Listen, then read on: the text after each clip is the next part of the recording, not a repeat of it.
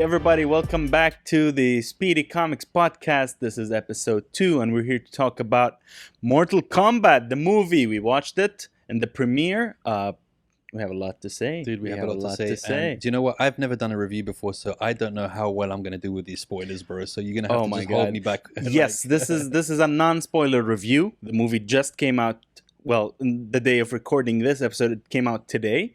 When the time you guys see it, it'll have been there a day or two, but we'll keep it. It actually won't, right? In the United States, it's not going to come out for 2 weeks. Until 2 weeks, so until the end of April. Yeah, so we were one of the lucky few. If you're in the United States, we're going to try and do no spoilers for you whatsoever. But it was amazing, and we'll get into that. But I think we should really take it really back to the beginning of where it started. And, because there's going to be a lot of kids watching this that they're not invested in Mortal Kombat like I was. Because I was playing Mortal Kombat the day it came out in the arcade. So I think we should take it back and just give them a quick little brief kind of explanation about Mortal Kombat and everything that started. Alrighty. Yeah. All right, let's do that. Well, Mortal Kombat, of course, came out as a response to the success of Street Fighter, actually, because at that time arcades were booming and Street Fighter had come out. So people wanted to make an even more graphic game and another twist on the 1v1 fighting genre. Yeah, so basically what it is so John Tobias, he was working in Chicago for the game company that I totally forgot, but you remember the name. Midway Games. Yes, yeah. Midway Games. So they were like, look, we need something that's going to rival Street Fighter. And they were like, okay, let's do it. And then they were like, all right, we need it in 6 months. And they were like, okay, let's do it. Which is nuts. Which is a very short time to get a game going, right? Especially we're talking in the 90s, right? Right, exactly. Right. So they were doing that. So they were like, okay, we need to do something. But they went on a completely different one. Because if you remember Street Fighter was animated, but with drawings. It was very kind of well drawn, very nicely done, very pretty. But the way Mortal Kombat did it is they digitized everyone. So they actually did, which was I found very surprising because back then they actually got martial artists and they digitized them, that they made their likeness look like the characters that they have created. To contrast the kind of animation and cartoony look of Street Fighter, they wanted something more visceral and realistic, something more violent. So they actually brought in people and they created the characters to their liking. With like we see today, an actor looks the same as their character. That was a very old version of that as well. So they actually filmed them in the studio. They got them in the studio. They filmed them. They made them all do all the kicks. They made them do all the jumps and all that stuff. And they were big fans of Bloodsport. And Bloodsport back in the day, Van Damme. That was like they were the movies that were going out. So they were like, all right, cool.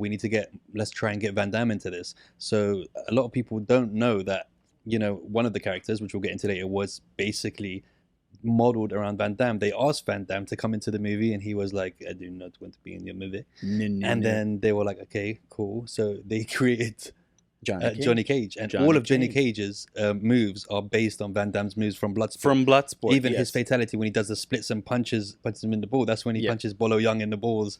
And that's that part of it where they've taken that to a fatality. They just took everything Van Damme without Van Damme and it works. And that's it. And it was insane because the kids loved it. All of us loved it. It was insane. There was no games where you could pull somebody's spine out of their head and do all of these kind of finish moves, the fatalities. Which was they were the initial starters of that whole fatality thing. Because in Street Fighter, if you remember, it was like Hadouken, and you'd be like, oh, and that was kind of a laggy slow motion, not laggy by the day's terms, and then that was the end of it. Then you do round 2. This one, there was a finale, like at the end of it. That's it. That guy's dead. He's dead. You're not fighting again. Even their sets were different. They had spikes with previous fighters' heads hanging on them, and all that stuff. So it was there was a big ooh-ah in the whole community, and parents were like, oh, they're making our kids want to do this and do that, and violence and video games. Yeah, exactly. And and Street Fighter wasn't like that, but it kind of brought everyone back to the arcades again. And which is a good thing. Which is a very good thing. I remember going to Queensway Ice Skate Ring. I will never forget it all the time. Every Thursday, Friday, we'd meet there, we'd play Mortal Kombat, and it was that new game there. And I remember just holding the button and letting go with Liu Kang, and you get Yeah, and Yeah, his move. yeah, yeah. Do you know what I mean? Liu Kang was my character all the time. Who's your character in Mortal Kombat? I will not Sub-Zero or Scorpion, even though I love the guys, Hmm. but I would say Sonya Blade. Really? That's I like interesting. that. Even when because I'll tell you something, I love gaming, right? But I've rarely ever played fighting games. So my take on them was I choose the faster character so I can put in more combos because I suck Ah, at them. So okay. that's kind of where that comes So in. in Tekken, you play with Eddie. I haven't even played Tekken. Oh, really? No. Okay. FIFA, these things I haven't really. I stick to like RPGs and Oh, things okay. like Yeah, that. I'm the opposite. I loved fighting games. Well, I loved fighting games, but fighting games, Street Fighter, all of those, Battle Arena to Shinden, all of those games that came out, and it was amazing. I just remember that whole wanting to win was different because with Street Fighter, you obviously wanted to win on the arcade, but wanting to win meant you got to do the fatality, where Right. if you didn't win, you didn't get to do it, and you wasted your money, and you didn't get to do the fatality at the end of it. That was the whole And point of the game. and the cool thing about it is that you didn't know all the fatalities, so you were figuring them out or finding out from other Before people. there was just two buttons and a joystick. There was no, was it 2 or 6? I can't well, actually remember. well, a bunch of buttons and joystick. So, and because the game was so new, you didn't know each character what their fatality was. So you either had to see someone do it for the first time, which was really cool. There was always a crowd of people watching, and then you'd have to kind of like ask him, or I remember like you'd swap fatalities. You'd be like, okay, I'll tell you Liu Kang's one if you tell me his one. Do you know what I mean? So people would like, and then each one would have 2, and then the games went on, and they got. I mean, Goro. When you first saw Goro in the game, Goro. there was no person like that in the game. That's true. Someone with 4 arms that looked completely different. He has a very very what's the look that I'm looking for? Huge. He's very huge. He 4 looks arms. different. Yeah, 4 arms. A savage character. Yeah. So it was just an amazing time, and the game's obviously very successful. They went on and on. There's 11 games, 25 years. Yeah. So 25 years is a long time, and they're still going. And the fatalities got worse and worse. By worse, we mean better. Yeah, better, but worse, making them better. Yeah, but like the punishment was worse.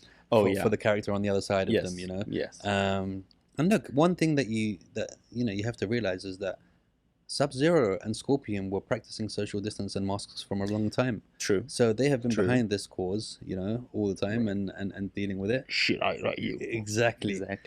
Let's talk about yesterday, dude, because what a movie it was. So we went to the premiere in Vox Cinema, and it was amazing.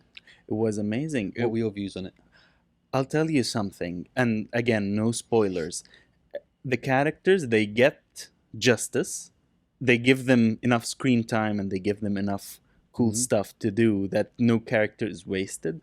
The characters you see in the trailer are there. There are Easter eggs to other characters, and there are other characters that are teased for future movies. Because, of course, any movie you do today, they want to make 3, 4, 5, 6, 7 of them.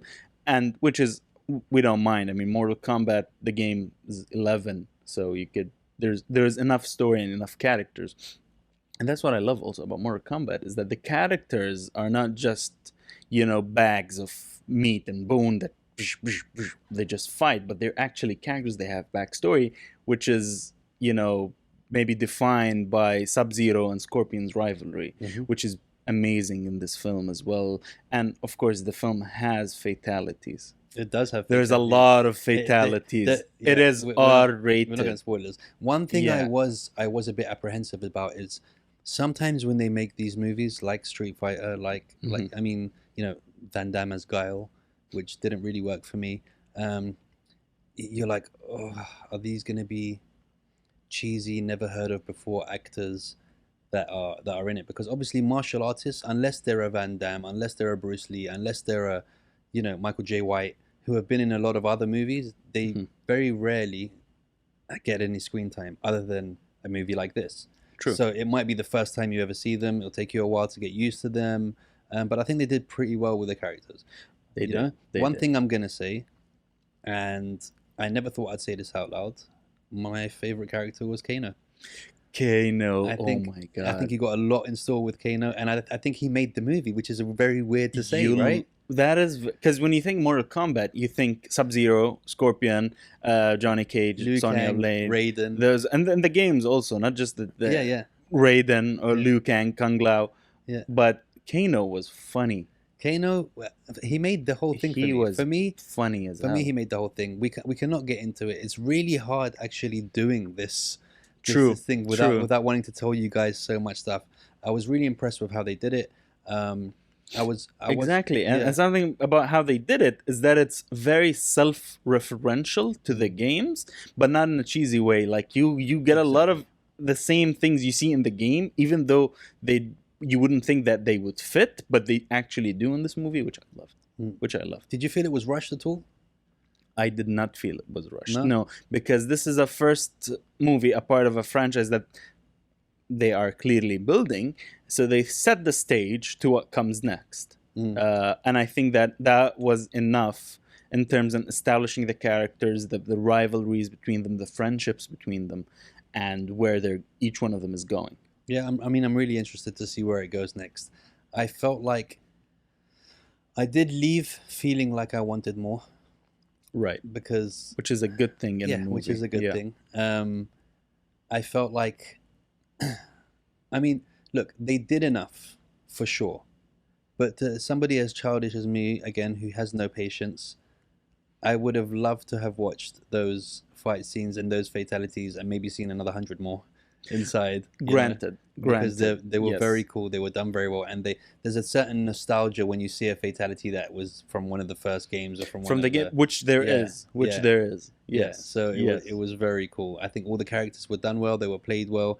They didn't make them a shell of what they're supposed to be. They actually gave them enough of a backstory and a soul that you care about this guy. He's not just some goon that he's gonna get beaten up or killed or whatever. You actually care about them. Exactly. Scorpion was very cool. Very cool. I've got to say this. I haven't played the games for a long time. Right. So, what's his name, that character again? Who? The young guy? Cole? Yes. The new character that they created for Okay, Cole. So they created him just for this movie. Yes, as far as I know, he is a creation for this movie, so which they've done nicely as well. So it's good. So I didn't you miss out miss on something. much. No. I thought for a minute that he was Scorpion. Becomes Scorpion. No. Right. No. Is that a spoiler or is that No. But there is a relation. Yeah. But there is a relation. Let's put it that way. Yeah. So it was done very, very well. He is at the core of the movie, and because with no spoilers, but I mean the legend. There are legendary. I see a spoiler coming. Now, well, then we won't say it. But we know that. Some characters hated each other always in the games. That takes place also in the movie, and he plays a part in that as well. Yeah, I mean, again, I'm waiting to see more. I can't wait to see more. Overall, very good movie. Wasn't spoiled by any of the acting stroke martial arts mixed together. Right. Because you can go very wrong with a martial arts movie 100% based on a game or stuff, and Street Fighter is just a testament to that, because that movie was just not the way forward in any way, sense, or form. No. I'm going to steal a question of yours. Which game would you like to see made into a movie? See, we talked about this, and he stole my thing, man. Yeah. There is a game. It's PS2 era. They've upgraded it also. It's called Destroy All Humans. Okay. And you play as a small gray alien. And you play with the flying saucer and everything. But that game is also, it would need to be something that's R-rated. Because he's very funny. Yeah. And the weapons that he has and what it does to people and his hypnosis and things. It's a very good game. It's a very underrated game. I think they remastered it for PS4. It's there. But it's a very good game. And I mean, the game's been there for years. You play as an alien. You mess up around America. You become the president of America, and the next part, the alien falls in love with a Russian spy. It's a crazy.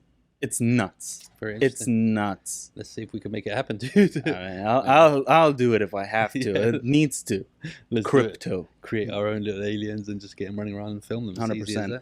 100%. 100%. And with the good thing about that, I hope they do it as good as Mortal Kombat, because, you know, in Hollywood, there's a curse of video game adaptations to movies.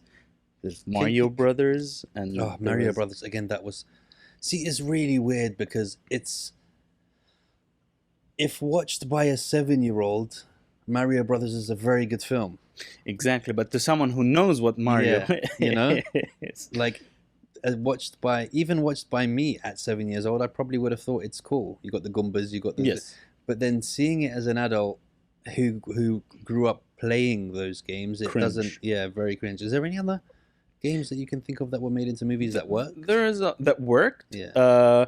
Recently, a lot of people. I haven't played Sonic the Hedgehog much, but a lot of people have said that was nice. The Pokemon Detective Pikachu movie. People have said I saw Sonic. It was a cute movie, but Detective Pikachu, because Ryan Reynolds voiced Pikachu, and it was also a lot of funny jokes in it and stuff. So those worked. There was before Tomb Raider. There was even an Assassin's Creed that wasn't up to par, but there was a very good Assassin's Creed short film made. Mm-hmm. I don't know if you've seen it or not. I'll try and find out to put it in the link. And it was only about maybe 7 minutes to 15 minutes long. I love Assassin's Creed. That was done very well. I love Assassin's Creed. Could be even one of the trailers for the game, the cinematic trailer that they bring people to. Yeah, maybe. Perhaps. Maybe. I love that. I love that franchise. One of my favorite gaming franchises. Yeah. Yeah. And then I guess you can go the other way around, having comics put back into games. Do you think that works?